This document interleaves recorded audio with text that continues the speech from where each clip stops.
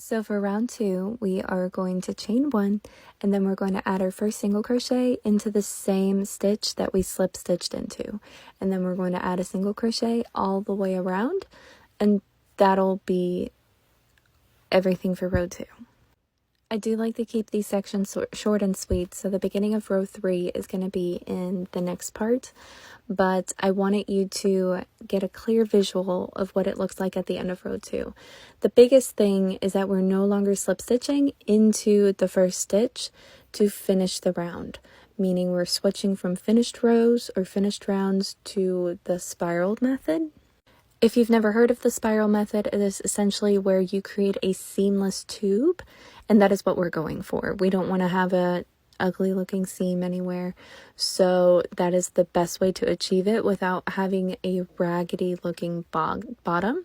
Because sometimes if you start out with a large ring and you immediately go into a spiral, you can get it'll be noticeable where it started.